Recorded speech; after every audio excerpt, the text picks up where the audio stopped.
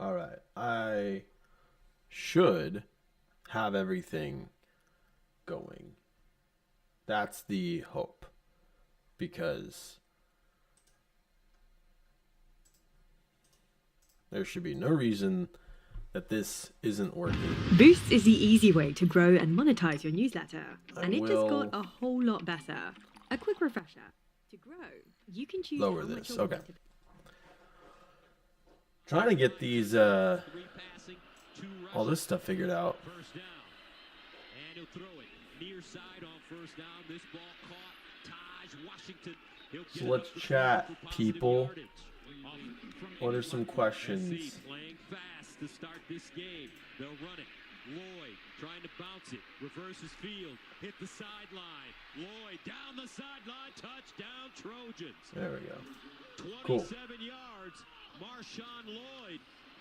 And USC. I'm more using this as a background noise.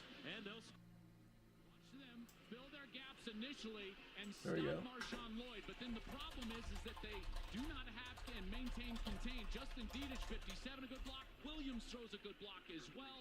And that's Jaquez Robinson, number 8, the corner, who is in. Dennis Lynch into a What's up? What's up, DP? Watch Williams. He may run this one. Here's Williams pumping, looking, Cool. taking his time all day to throw it. Buys more time. Side on throw. And it's caught. Washington across the field. Hits the sideline. Touchdown. Yeah, bro. I don't know if you saw this game, 71 yards. but it was a massacre at first. It seemed like it was, but ended up being a pretty damn close game. It was fun though. It was fun to watch. I don't know if you've seen or watched Colorado play this year, but it was a good game. Definitely a good game. All right. Williams off his back foot caught and a touchdown in the end zone. Dorian Singer. And SC with a chance to go up. Bro, I'm excited to see how they do against Arizona State. I'm thinking, I would imagine that Travis is healthy and Shiloh's healthy, and I'm curious to see how they do now that everyone's hopefully back and can actually contribute, because they've been without a lot of their star guys for some time. So it'd be interesting to see. But what do you mean the hips? So I could probably pull up a video. Let me do that. Let me see. No, I'll just explain it here. So I was thinking of pulling up a video that I did earlier and just like explaining it a little bit more. But what do you mean? What do you mean by hips? Like how to use it? Actually, yeah, let me do that, because that'll probably be the easiest way to explain. So I'll just go here. I'll go to my own account. All right. So let's see.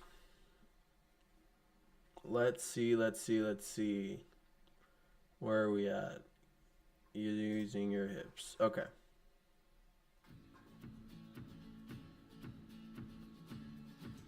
So we'll watch this.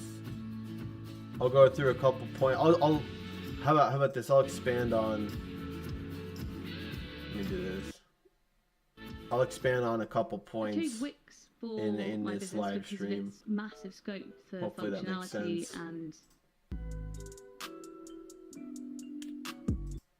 the next generation, and also giving the platform to help educate others that are looking to educate themselves if they may not have the resources or anyone to turn to. That's kind of good. why this whole channel was created. Topic is using your hips on a field goal applies to field goals and punts. So stay tuned. So the first thing that we're going to talk about in terms of using your hips is more or less the bad way to use them. And when I say that, there are people that make this work. There's professional kickers like Billy Cundiff is the first guy that comes to my head, or Stephen Hoshka. They're very accurate in a lot of instances. Like, again, they are professionals, but the problem is if they do happen to hit the ball in the wrong way and over rotate too much, they're off.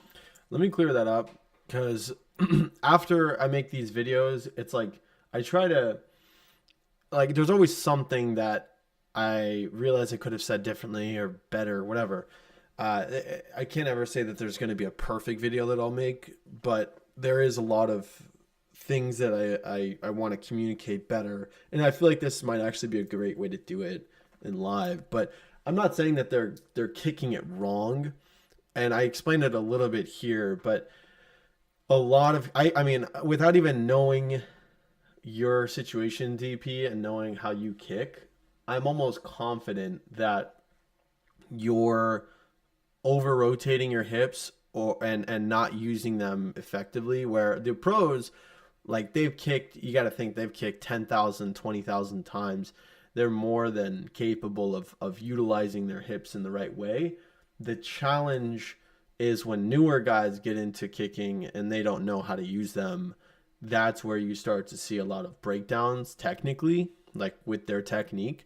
So what I want all of the kickers that I coach, or at least help in some capacity with, is learning how to use your hips better, where you're not twisting too much and you're not rotating aggressively.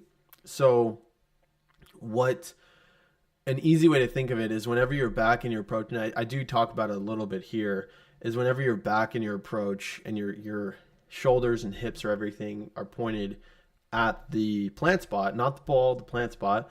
Whenever you come in, a lot of guys are going to want to like twist and turn their body to get to their plant location. But what I want my guys to do instead is keeping everything disciplined and straight in your approach, so that whenever you go in to kick, you're not, already pointing everything like your chest and your hips at the middle of the target, because that means whenever you make contact, you're very, very likely gonna like over swing and twist off to the left.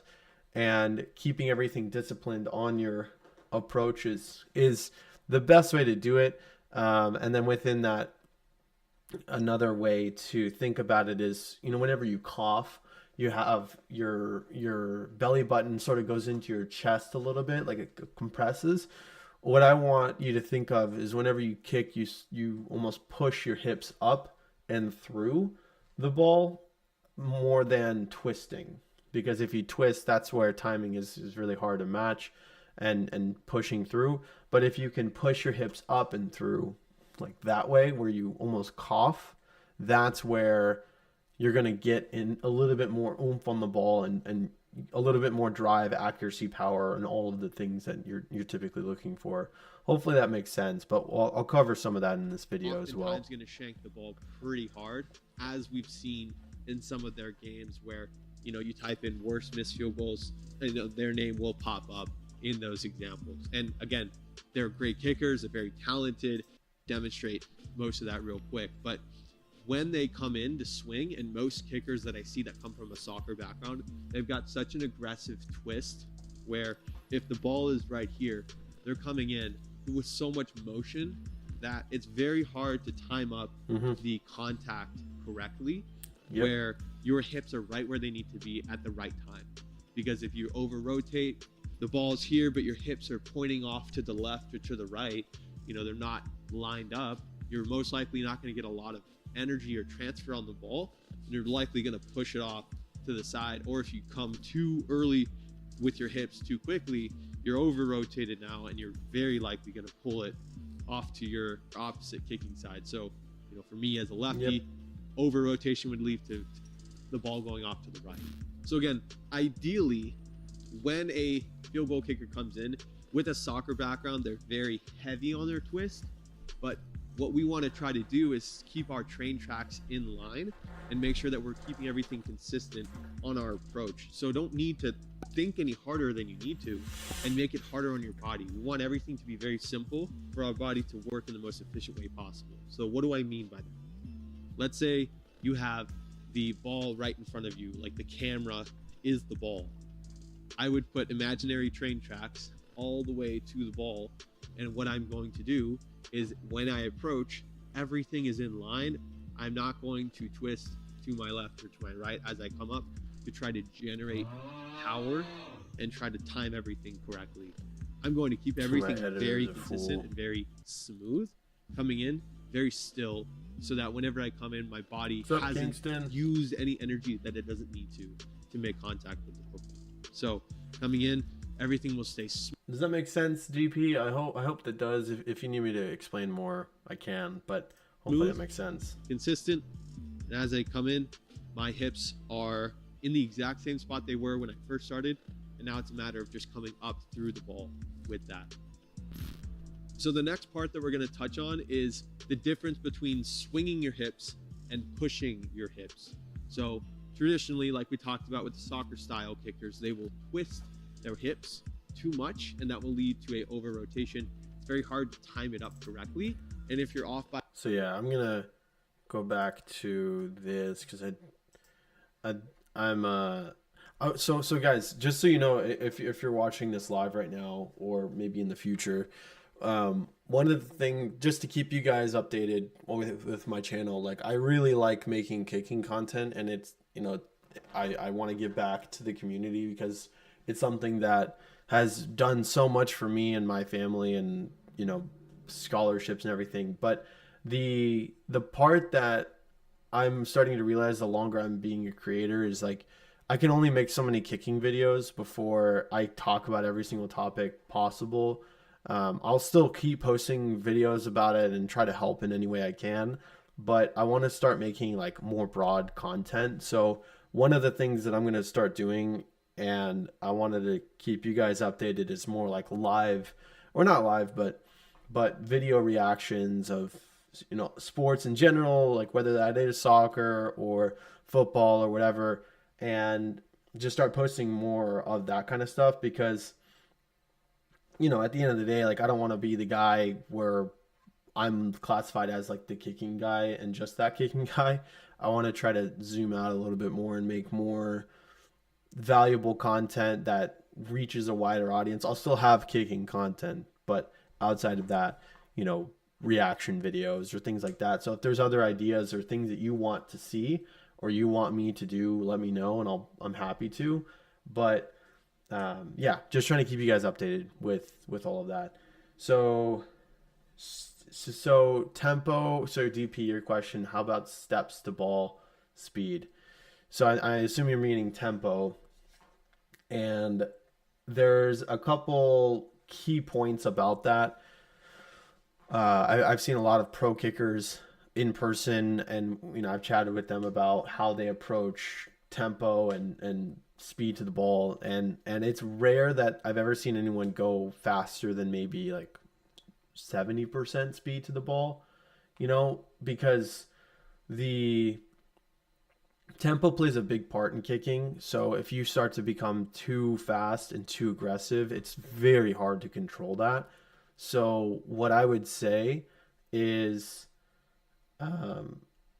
no, so you shouldn't run to the ball. You should never feel like you're running to the ball. It should be more of like a comfortable jog to the ball at most. Like, you shouldn't really feel like you're sprinting, because then you're out of control and it's very hard to get your consistency up because everything is moving so fast. So what I always think of, or what I want my guys to think of, is how you can stay in control, stay compact, stay in your zone, because if you do that, you're very likely you're able to time everything up correctly. Because the pros that I've seen, I mean, they're maybe going 70% speed and they're in control of themselves, and that's the exact same kick no matter if they're an extra point or at a 62-yard field goal, every single kick has the same exact speed, the same cadence, the same routine. Everything stays consistent, and no matter what distance you're at, you're going to hit the ball with very predictable results because you're doing the same thing, but you're also keeping your speed the same. So I wouldn't ever think that you should think that you need to run to the ball. Same thing with kickoffs. That's even more important. Like, don't try to run to the ball any faster than you would just a normal, nice, easy jog, because the second you do that, the harder it gets to really keep yourself in your zone and like compact. Because again, same thing, it gets even harder when you're 8 steps, 10 steps back, where you think you need to put all this power into the ball. But if you can just kick it at like 70%, maybe 80% speed and power, that's where you're going to see a lot of your results come from, because your body works really well when it's loose and not like confined or strict in its approach, you know? So that would be how I would say to keep everything consistent and you know, in your zone. But yeah, good question. This dude Caleb was freaking dotting up his receivers. It was crazy watching him live. I've never seen him play. Last year was rough. I didn't really watch much sports at all, so it was nice to be able to see him perform. And then that's Jerry Rice's son, so he's going to be a beast in the NFL. He's like 6'3", 210, something like that. Just an absolute monster of a player. Here's going to come this little RPO. So you got the back, and then out of the backfield, Williams can just throw it off his back foot, sidearm out to Brendan Rice, who is a specimen, 6'3", 210. He makes. I don't know if you guys can hear that. I'll turn it up a little bit. Clearly gets in, and the former buff comes back to Folsom Field and gets. You know, the best part too is we both got those nose pads, or whatever you call them. Coming up. And it's good. Not really a fan watching of this offense. Dennis Lynch's form. I mean, it works for him, but it's very wonky. Steps up in the pocket, runs it, gets the first down and more. Sanders sprinting to the end zone. Touchdown, Colorado. Shador Sanders using his leg. What's cool too is Shador's got some wheels, man. He doesn't really run much, but when he does, he makes some things happen. You know, he's a good quarterback because he knows when to make the right calls. Like he has a pulse on when to make certain decisions, and it's cool because, you know, most quarterbacks are very fidgety, especially when there's pressure or when there's like a tense situation coming in. He is elite. It's crazy because he's getting mentored by like Tom Brady and who was it recently? Like Russell Wilson. Like they came in practice at Colorado a couple months ago, and it's just cool because he's getting mentored by some of the best in the league, the best of all time. So he has a good head on his shoulders. He knows when to make the right decision. Not always the perfect decision. You know, like they could have won this game. Or, okay, I'll say that they could have tied it had they had better time management at the end. It's easy to say that on the sideline, but one thing that I did realize is, I mean, when you're in the moment, you got to make some key decisions, and everything that he decides on, it's like the best in that moment, and I get it. I'm just curious what the result would have been had they had better, you know, decisions in the last like 7 minutes of the game. They ran the ball twice or 3 times when they could have just, you know, passed it instead, because they're a pass heavy team, so it would make more sense to be focused more on the pass game than it would be on the run. And they got a couple things to fix, but that dude, I'm excited to see what he does in college. A 25-yard run for a touchdown. So Matthew, I do have a. Let me just turn this No off. living being should ever eat processed food turn for the- every single meal of their life. Music down, or the volume. So Matt, I do have a feature on my profile on my website, a couple other places. I have an option for people to get form reviews, and you can enter your form in, and I'll send you like a detailed. The last guy I did one for was like 10-minute video of me just breaking down every single thing that I see. I think that'd be really helpful, and that's something that I'd really like to start doing for really anyone that's watching, is just offering really detailed form reviews that you can have and reference. So hopefully that helps. But those links should be in my bio or profile description. You can go on my social media, Acres of Earth. It's there as well to get a form review. I also have ongoing coaching, so a lot of different ways that you can get in touch with me and learn different things to improve. But I do offer form reviews if you wanted like a really detailed analysis. Looking, dives. Like Hankerson's a beast too. He's really exciting to watch. If they can get that run game figured out too, because they're not the biggest team. Their O-line needs a lot of size. That definitely would be a big plus once they get that figured out, because they had 22 sacks, something like that. They had 22 sacks this season. Is crazy. That's like more than some people get in an entire season. They had like 7 sacks against Oregon. It's bonkers. They dump it off in the end zone, touchdown. Jude Wolf, back up tight end. But all that being said, man, I'm a huge fan of Colorado, and if you're not, I think something's wrong with you, because they're just exciting to watch. Like Dion's just a good leader. He's a good coach. He's excellent in everything that he does, and I think that goes to one of my favorite sayings is, how you do one thing is how you do everything. And he does everything with excellence, and it's no surprise that his team is year one doing this. That's wild. Like they didn't win. It's a coulda, woulda, shoulda type deal, but they've got some weapons here, man, and they've got talent. They just need a couple more key players, and they'll really be doing some damage against teams like that dude, for example, Omarion. This is his first game ever that he's played. He's what is it? He played 11 snaps or something. Whatever he did, he came in the second half and he put up just about 200 yards on I think single-digit receptions, and he had 100 yards, 3 catches in. That's insane.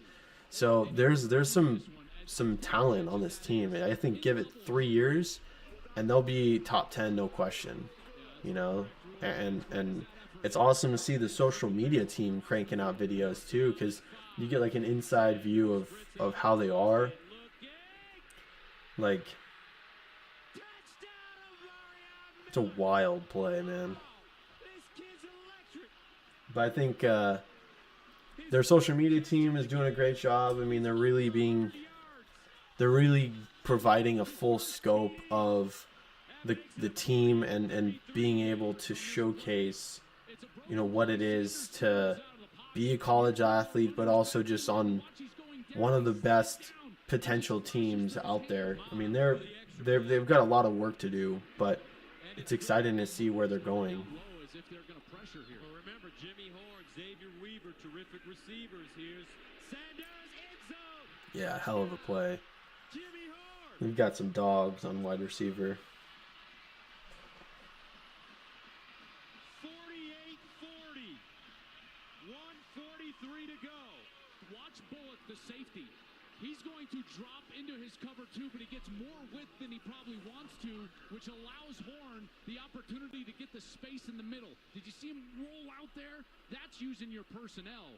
And as soon as the safety Bullock was wider than he wanted to be, Shedeur Sanders knows he's got the seam route. Horn gets over the linebacker, and it's a touchdown for Colorado. 4 touchdown passes for Schaaf. Extra point up and good. I would like to see a little bit more height out of Mata. I'm just nervous that he'll get blocked if he's going to keep kicking those lower kicks. He got blocked against Oregon.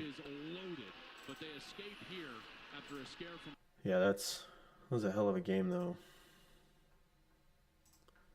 I got to do my job. Do it well. I have to. Okay. We spent a lot of time with Prime on, I think it was Friday. Yeah. After the show went to his office, we chopped it up for maybe half an hour, like quite literally just sitting there, just having good conversation, good dialogue, all of the things. He respects what we do on television, so I cannot change. The loss to me, James Jones says that Colorado got to get back to the desert like Michael B. Jordan did in Creed 2. You just get back to the drawing board and grind. Like, no more big moves. Yeah. No more speak on locations. No more undisputed on locations. Colorado got to put all the flash, all the glitter, all the glamour away. Get back to the grind in the desert. You have to make sure that you're not a $10,000 chain with a $1 clasp. Like, you have to make sure that it is not all glitz and glamour and that y'all really about that action, because it does not get easier. It's conference play now. Conference play. The only teams that have more than 2 losses with no wins in conference play, Stanford and Arizona State. Okay, that's not the company that you want to keep. It's Colorado. It's time to get back to work. You've had every celebrity and their mama at the game, literally. You've been on every magazine, all of that. But I heard recently, success is also trauma. We only talk about tragedy being trauma, but success is also trauma because it's the reality that you haven't had to deal with. And a lot of players in those locker rooms, a lot of players in that locker room aren't used to all of this. All the attention, all the glitz, all the glamour. So the loss to me says, Colorado, go to the desert, get back to the grind, put away all the gimmicks, all the flash, and just get back to being a really good football team or become a really good football team. I'm with you on that because I truly believe the reason why they were winning football games early is because they had that dog in them, right? I felt like they were out coaching and out scheming a lot of these teams in the first couple games that they played, the TCUs, the Nebraskas. I felt like they did a really good job of out coaching them. The last couple games, you ran into 2 really good football teams, 2 ranked football teams, 10 and number 8, right? 2 teams that have really been built for a couple years now, right? So this game taught me 2 things. It taught me that they're not far away. And I absolutely love their response in the second half, right? That let me know that Coach Prime went into that locker room and kind of said what you just said. Forget everything that's going on out here, because all this stuff will be gone when you come out here next week. If you don't go out here and perform. The reason why everybody is here, yes, I'm Prime, but I ain't got 1 touchdown yet. They believe in you guys. We picked them boys in Colorado, in Boulder, to win the game, to upset USC, because we believed in the guys that was on the football field, in Shador and all that, right? We know that they have injuries, right? I believe that is a different game if they are healthy. But with that all being said, I'm encouraged because you didn't look like you looked in Oregon, right? You came out in the second half and you made this a game, which let me know that you are close to rebuilding this thing the way you want to rebuild it, but you still have a long way to go. Guys, slow down. Let's slow down a little bit. This is a little bit like what I learned, what I took from the loss was that they're going through their growing pains. I mean, they lost to, let me get this straight, Oregon. That was the 10th team in the country. They're lower now, though, right? And Oregon has been good for a long period of time. Solid recruits. They have a system there, right? They've been running. Okay, that's one thing. So they lost a really, really good team for a lot of years. Then USC, all they do is get the top recruits. And every year they're good. So Rome wasn't built in a year. It wasn't built in a day. Coach Prime, I think we're looking at it in a different light because who he is and what he's brought there. And growing is part of everything, right? Like all the great players, all the great coaches, all the great teams, they go through this. From Michael Jordan to Steph Curry and the Warriors to LeBron James. Things they build it, and I think they're on the right path. The one thing I will say from watching the game the last 2 weeks, they gotta first of all, they need to be more disciplined and on all the details, small things, right? Like I've seen maybe 4 to 5 times in the game where a wide receiver catches the ball instead of catching it and turning upfield, he's zigzagging on left and now it's 3rd and 2, 4th and 1. So that's part of small detail coaching. Another thing, tackling. I've seen a lot of grabbing, pulling. You got to wrap and tackle, right? And this happened before in the pros. You got to get back to the basics. And I think that's one thing when I watched the Colorado team is They have to be more disciplined. I think that the recruits will come. I think the growing pains, the losses will come because that's how you learn. No doubt. Right? Those are all lessons. I think they'll be better and better and better. But the small things that I did peep out and see this last week is that they need to focus on the small details. All right. Yes, I got that.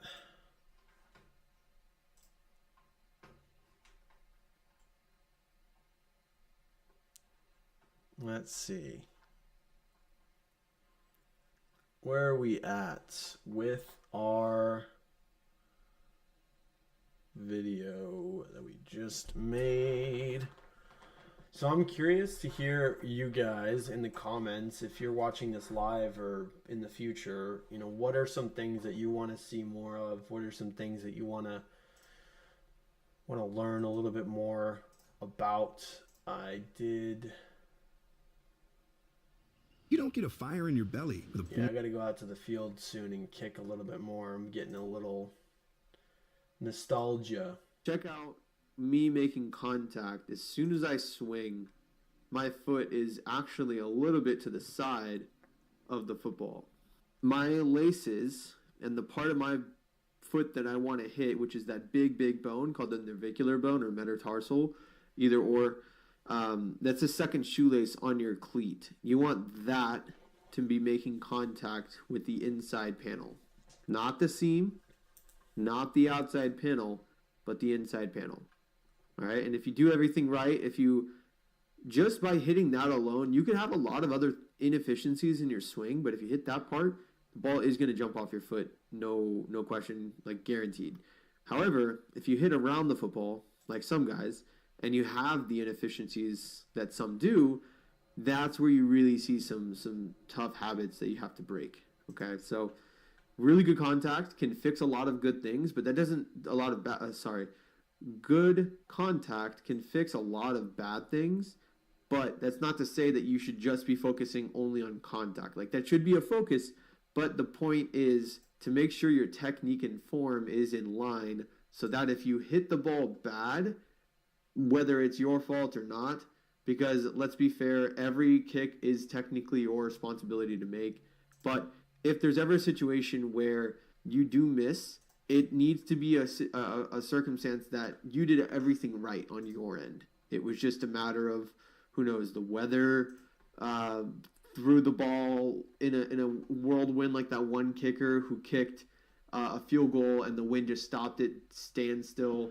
which I would throw a hissy fit if I saw that. But nonetheless, I think it's important to know that every kick you have is your responsibility to make.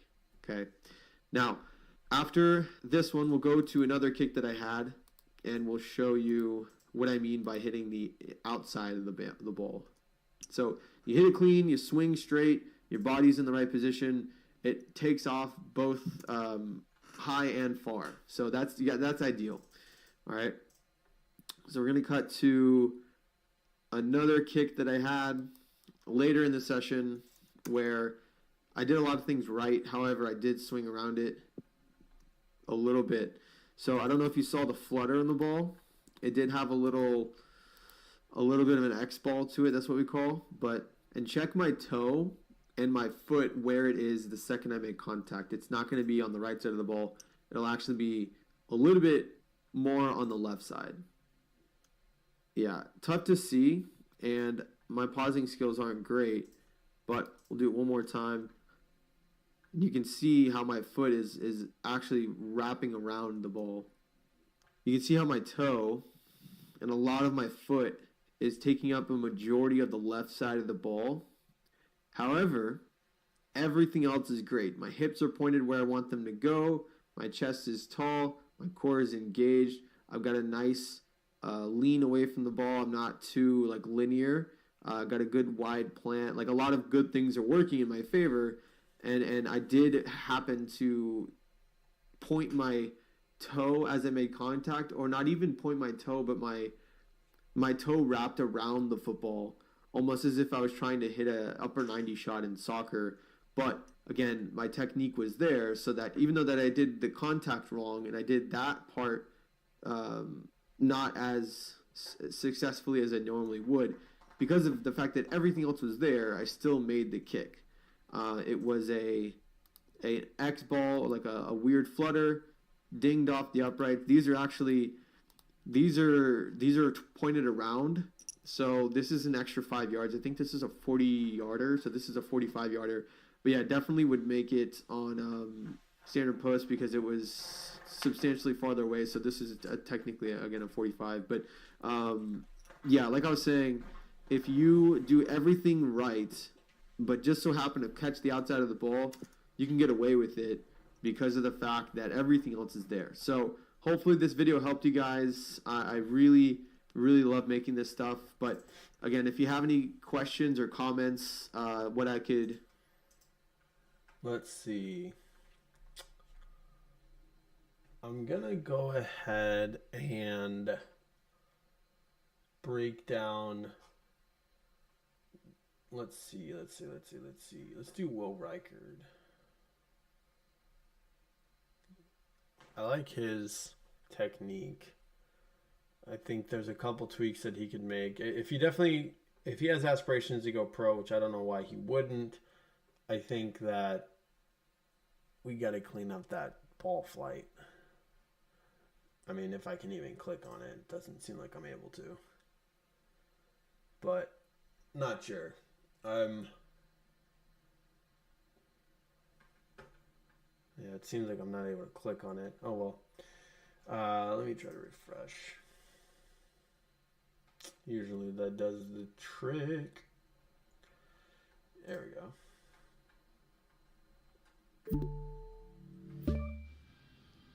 Why is a baseball player talking about authorization?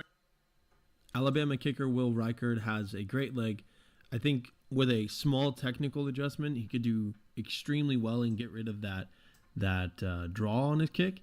But one thing that I do appreciate, firstly, though, is the angle in which his legs are at contact, where most guys, there's a pretty considerable space in between the legs where his angle is very tight, similarly to Justin Tucker, where there's very little space, which is great because it helps you keep your angle tight on that inside panel where he can make contact towards the inside of the ball as opposed to the outside like most guys will do. The thing here, though, is I do see that he made a little bit of got a little bit farther on the outside than he would like to, and match that with that sweeping motion where he swings almost to the left upright. That's going to cause a little bit of a curve on the ball. So he sneaks it in here. He keeps it on the inside of the left upright. But I think with those two small tweaks where he gets a little bit on the outside of the ball as opposed to the inside, and then driving a little bit more towards that right upright, he swings a little bit more to the left, causing that ball to hook a smidge more than one would like when you're kicking from distance, where maybe a foot to the left and that's dinging off the left upright. So would love to see a little bit more of a straight swing through and keeping that foot down after contact, because right now he kind of points his toe up and rotates it over and sort of sweeps it over to the side. Would love to see that stay down a smidge longer, a little bit straighter of a swing, and keeping that foot a little bit more on the inside panel. This could just be an off rep. I mean, he still hit it really well. Like he's almost clearing the upright from wherever this is, maybe 40 yards, 45. Would be great to see that he tweaks those little adjustments because, he's got the leg. I think in the NFL, they're going to want to see a little bit more of a straight ball flight instead of like a hooking motion. But still, like he can crush the hell out of the ball. So anyway, super excited to see what he can do moving forward and throughout this season. New Dove Men Body Wash gives you 24 hours of nourishing micro moisture. That means your skin still feels... My dude destroyed. Alabama kicker Will Reichard has a great leg. All right. Let's see. Let's do another quick one. I'll expand on some points real quick because a lot of people seem to ask me these questions. All right now. What if my coverage isn't right? What if I accidentally hit a food truck? What if it gets covered in empanadas? Down a level on the tee. So if you're at a 2-inch, you might go to a 1-inch. If you're at a 1-inch, you might go to a 1/2 inch or a 1/4 inch if you can find one. But that's a good indicator, right? So heel on a 2-inch, no go. Middle of your foot, balls of your foot, no go. The toe is ideal. That's where we typically want to be. That's where everything will line up with the kick. So if we go to a 1-inch, we transition. Now we will go to right about the balls of our foot, even with the football. So that will replicate the same thing as if we were on a 2-inch. So take away the 1-inch, and now when we're on the ground, we want to be middle of the foot to heel, even with the football, a foot away from the ball. So you would put your foot there, right about there is ideal. Middle of our foot, even with the seam of the ball, that's going to replicate the same thing as if we were on a 2-inch at the toe level, and then a 1-inch at the balls of our foot level. Again, continue to replicate that same exact timing. And then if you get away with it, like most guys can, Justin Tucker is a good example. It just depends on how you can time up everything. And I wouldn't beat yourself up about like the heel or the middle of the foot. Just making a mental note of it is the first thing. So we're actually going to cover how to do a drill to help you transition pretty effortlessly. So stay tuned real quick. All right, so here's a really cool drill that you can do in order to make sure that your foot is in the right position whenever you're kicking.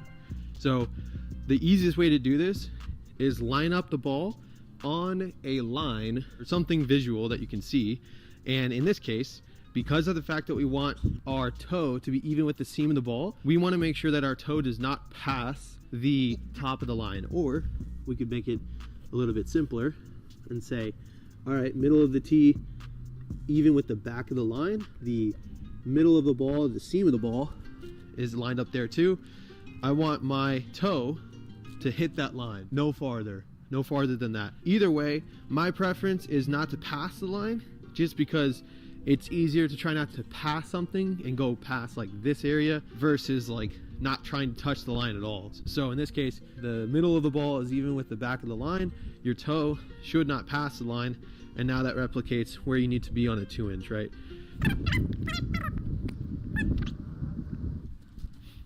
So the same thing on a 1-inch, right? So now we do not want our toe to cross the line, because now our balls of our feet are even with the middle of the seam of the ball. So same thing, if we move it up to the back of the line, we can now have the balls of our feet on the back of the line, but no farther. Either way works. And then same thing off the ground, you can then use that as a reference too. So now middle of our foot even with the line, or if you wanted to go a little bit deeper, you could then have the heel on the line. You know, either way works, right? So there's a lot of cool ways to use the line as a drill in order to give yourself a visual reference on transitioning from one tee to the next. So that's the bulk of it, guys. I appreciate you watching this video. If you have any questions, leave me a comment below. Like, subscribe, share it with someone that might find value in this. And if you haven't already, check out my website. Check out the Art of Kicking, baby. That is a valuable resource that you should check out if you haven't already. It's my ebook on kicking and punting.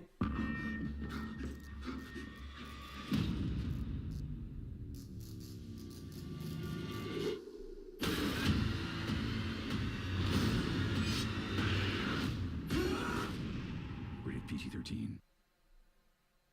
What are you even supposed to think about when you kick a field goal? So traditionally, people would say, okay, you need to think about your kicking foot. You need to think about your body positioning. You need to think about your plant foot. You need to think about driving through the ball. You need to think about it going through the uprights and all this stuff. And it really does cloud your head, especially when you're kicking, because you're trying to think of the things that you need to do as opposed to the things that you have already done and trusting it. So the difference there is the normal kicker, the everyday kicker, is thinking about the things that they need to do technique-wise, form-wise, or just the standard stuff that they would need to do in order to get the result of making the field goal or hitting a good punt. Likewise, the professional kicker has done it thousands, if not hundreds of thousands of times now. He already has a very solid baseline of how he needs to perform. It's all subconscious at this point, and for him, he is already at the point where he can let his mind go and he just lets it happen. So you might be asking, well, Eric, I don't really have that point yet. I'm not at the point where I can subconscious. Yes, you can. You are at the point where you can let go and just trust your swing. You know, there's a lot of kickers on this earth. Kickers of earth. There's a very small percentage of them that understand that simple tweak, that simple adjustment in your thinking. And that simple adjustment is realistically just knowing that you've put in the work, you've practiced enough times, you've already done enough things related to kicking and punting. You just need to have fun. You just need to go out and play and just play the game. You know, once you're out in the field, you've already put in the hours beforehand to learn how to do it. You just need to wipe your mind clean and just go and just have fun. Because realistically, the nerves or the pressure or the fear of not performing really only comes when you're not prepared. So if you are... Yep. And that is a good segment away from this live and just showing appreciation. Thank you guys so much for watching. If you're watching this in the future or currently, I do appreciate your support, your help, and I'm really looking forward to really putting out additional content, just like different things. I want to try new things. I want to see what you guys like, what you don't like, and really make this a collaborative community. So thank you so much for watching this live today, guys, and let me know in the comments below anything that you want to see in the future, anything that you would like to know or have a me cover in future videos, maybe reaction videos or something athletic related, something sport related, anything really. I'm open-minded. I want to make things that are valuable for you. So thank you so much for watching. God bless and stay tuned.